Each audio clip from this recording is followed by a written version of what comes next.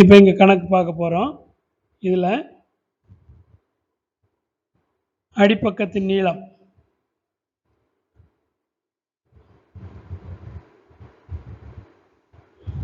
5 centimetre.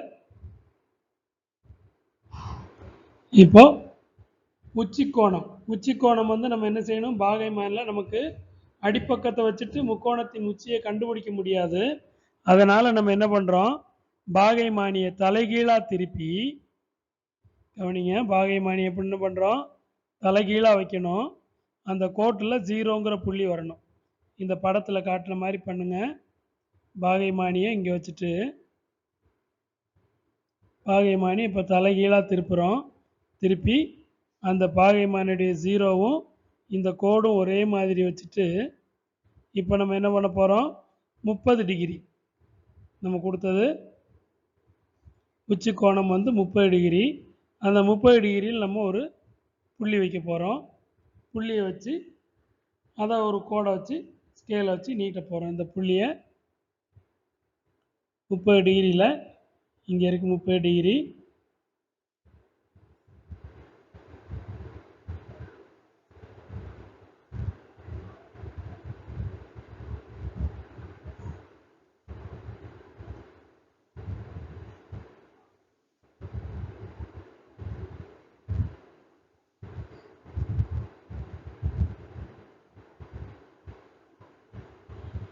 முப்பது டிகிரிக்கு கோடு வச்சு நீட்டிட்டோம்.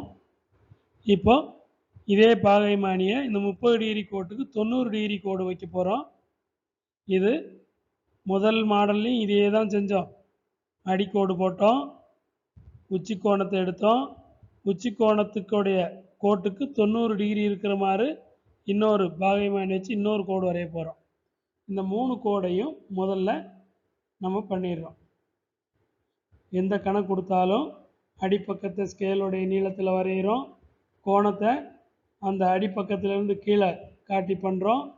இப்போ அந்த அடிப்பக்கத்தில் கோட்டுக்கு 90 டிகிரி கோடு இழுத்து இந்த மாதிரி 3 கோடு வரைஞ்சிட்டோம்.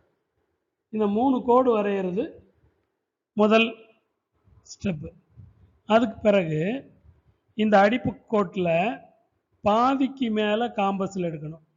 காம்பஸை அடிக்கோட்டில் இந்த பக்கத்தில் வச்சு படத்தில் என்ன பண்ணியிருக்கோம் பாருங்கள், பாதிக்கு மேலே எடுத்துருக்குறோம். இங்கே பாதியில் வச்சுக்கிட்டு இருக்கக்கூடாது, பாதிக்கு மேலே எடுத்துருக்குறோம். மேலே எடுத்துட்டு இப்போ என்ன பண்ணுறோம், மேலே ஒரு வில்லு கீழே ஒரு வில்லு வெட்ட போகிறோம். இதுவும் நம்ம முதல் பயிற்சியில் செஞ்சதே தான். இங்கே ஒரு வில்லு வெட்டுறோம், அதே இது கீழே ஒரு வில்லு வெட்டுறோம்.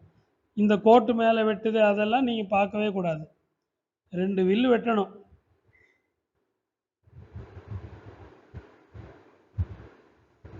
இங்கே மேலே ஒரு வில்லு வெட்டியாச்சு.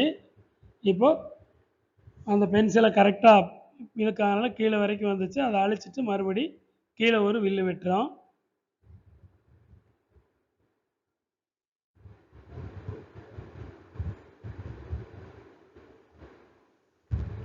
இப்போ கீழே வில்லு வெட்டியாச்சு.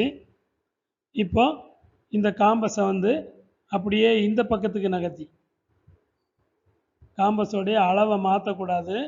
முதல்ல என்ன அகலம் எடுத்தோமோ அதே அகலத்திலேயே காம்பஸை மட்டும் இடம் மாற்றணும்.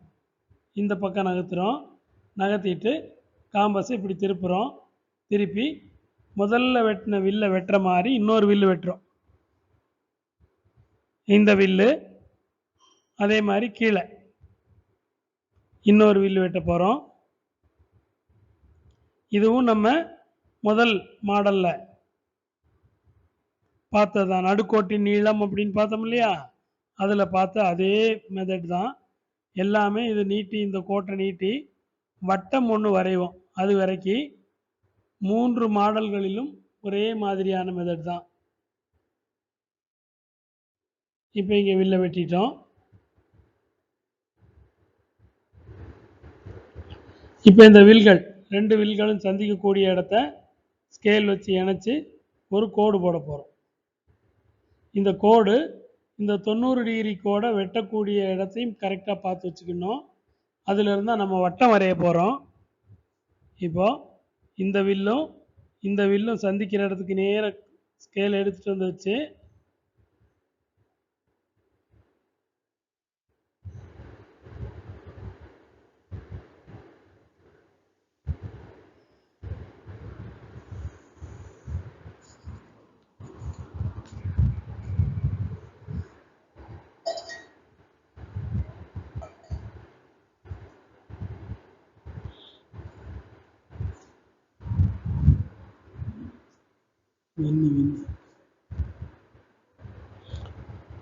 இப்போ இந்த ஸ்கேலை கரெக்டாக வச்சு, ஏன்னா கோடுகள் கொஞ்சம் மாற்றி போச்சு அப்படின்னா உனக்கு வட்டம் சரியாக வராது.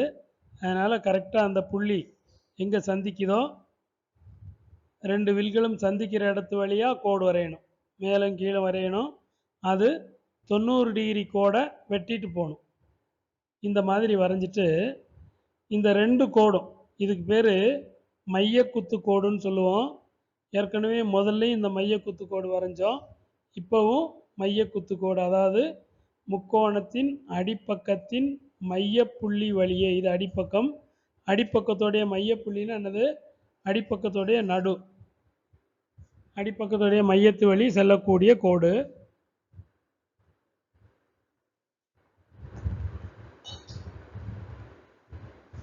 மைய குத்து கோடும் 90 டிகிரி கோடும் சந்திக்கிற இடத்துல காம்பஸை வச்சேன்னா உனக்கு அந்த அடிக்கோட்டின் 2 புள்ளிகளும் ஒரே அளவான ஆரத்தில் இருக்கும். ஒரே அளவான ஆரம் அப்படின்னா வட்டம் வரைய போகிறோம், ஒரே அளவான நீளத்தில் இருக்கும்.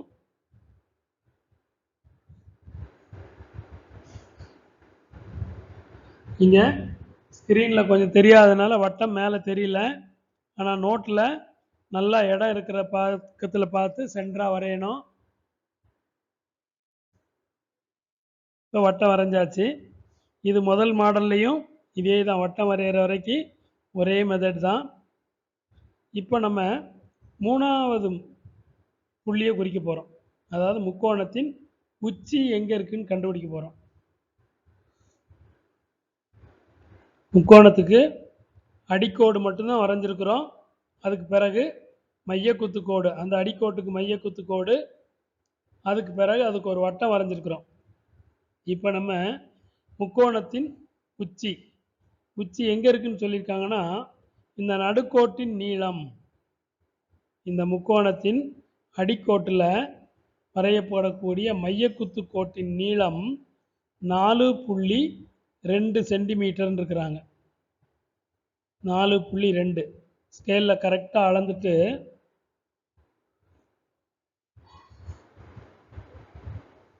அதை எங்கே வைக்கணும், இந்த மைய புள்ளியில் வச்சுட்டு, நமக்கு குத்துக்கோட்டு நீளம் தானே கொடுத்துருக்காங்க, அப்போ இதுதான் குத்துக்கோடு.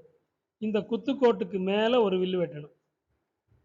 குத்துக்கோட்டுக்கு மேலே ஒரு வில்லை வெட்டுறோம்.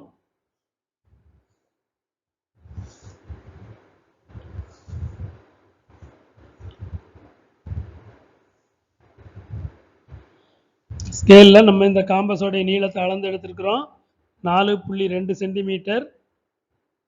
அந்த வில்லு தெரியணுங்கிறதுக்காக நான் என்ன செஞ்சிடறேன், கலர் மாற்றி வேற ஒரு கலரில் வில்லை வெட்டுறோம். இப்போ இந்த வில்லு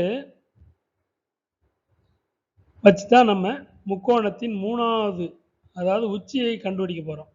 முக்கோணத்தின் உச்சியை கண்டுபிடிக்கிறதுக்கு என்ன செய்ய போகிறோம், இப்போ ஸ்கேல் எடுத்து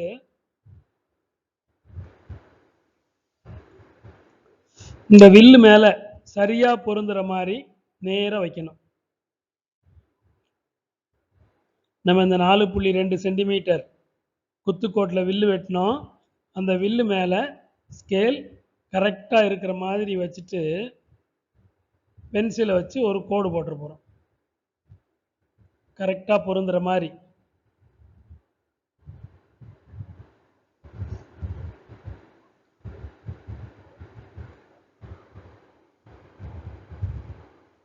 ஒரு நேர்கோடு பட்டப்பரிதியை வெட்டுற மாதிரி போடணும். அதாவது இடது பக்கமும் வலது பக்கமும் வெட்டி செல்கிற மாதிரி ஒரு கோடு வரையணும். முந்தின முதல்ல வட்ட பரிதியில் வில்லை வெட்டினோம். வில்லை வெட்டி அதையே என்ன செஞ்சோம், முக்கோணத்தின் முனையாக வச்சுக்கிட்டோம். ஃபஸ்ட்டு மெத்தடில். ஆனால் இந்த குத்துக்கோட்டு மெத்தடில் இந்த குத்துக்கோட்டு மேலேயே வில்லு வெட்டி ஒரு நேர்கோடு வரைகிறோம். இந்த நேர்கோடு வந்து வட்டத்தை ரெண்டு பக்கத்துலேயும் தொட்டுட்டு போகும்.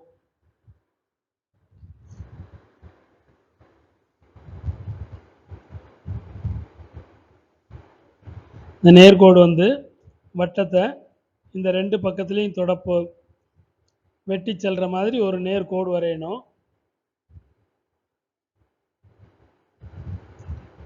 அப்படி நேர்கோடு வரைஞ்சிட்டோம் அப்படின்னா வட்டப்பரிதியின் இடப்பக்கம் இருக்கு இல்லையா, இந்த வெற்றுல அந்த புள்ளி தான் நமக்கு முக்கோணத்தின் உச்சி. இடப்பக்கத்தில் உள்ள இந்த புள்ளியை நம்ம முக்கோணத்தின் உச்சியை எடுத்துக்கிட்டு முக்கோணத்தின் அடிப்பக்கத்தின் இந்த புறத்தையும் அடிப்பக்கத்தின் இந்த பக்கத்தையும் நம்ம என்ன செய்ய போகிறோம், கனெக்ட் பண்ண போகிறோம். கனெக்ட் பண்ண நமக்கு முக்கோணம் கிடைச்சிருச்சு.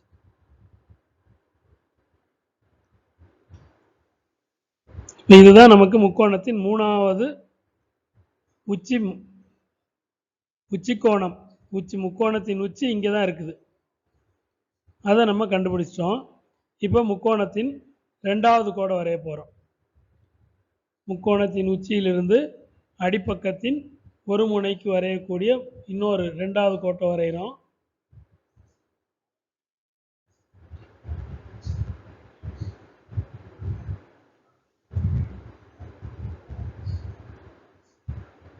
வரையும் போது படங்கள் வந்து கரெக்டாக பென்சிலை நல்லா பாயிண்ட்டாக ஷார்ப் பண்ணி வச்சுக்கிடுவோம்.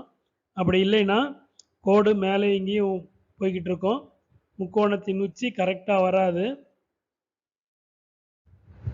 3 கோடு 3 இடத்துல இருந்து ஸ்டார்ட் ஆகக்கூடாது. அதனால் என்ன செய்யும், ஸ்கேலை வச்சு கரெக்டாக பார்த்துக்கணும். பார்த்துட்டு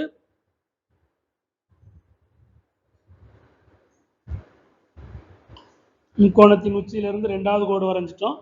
இப்போ மூணாவது கோடு வரைய போகிறோம். இப்போ நமக்கு வரைஞ்சிட்டா முக்கோணம் கிடைச்சிருது. இங்கே நமக்கு இந்த நடுக்கோட்டின் நீளம் 4.2 சென்டிமீட்டர், கோணம் 30 டிகிரி. இதை வச்சுட்டு நம்ம முக்கோணம் வரைஞ்சிட்டோம். அடுத்து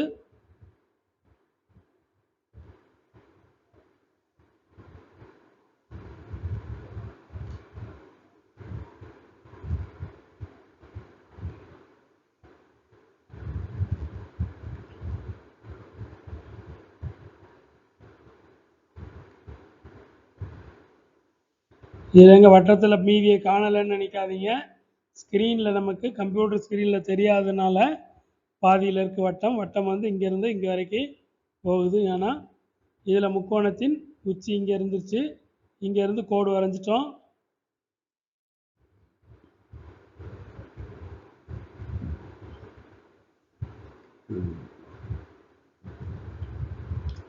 இப்போ இதுதான் நமக்கு முக்கோணம்.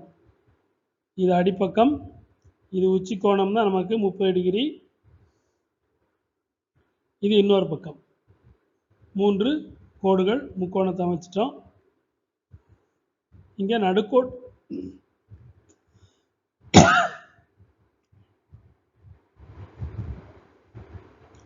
நடுக்கோட்டில் வில்லு வெட்டினோம் 4.2 சென்டிமீட்டர்.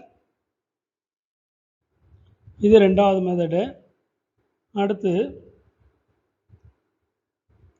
முக்கோணம் வரைகிறதுல உள்ள மூன்றாவது மெத்தடு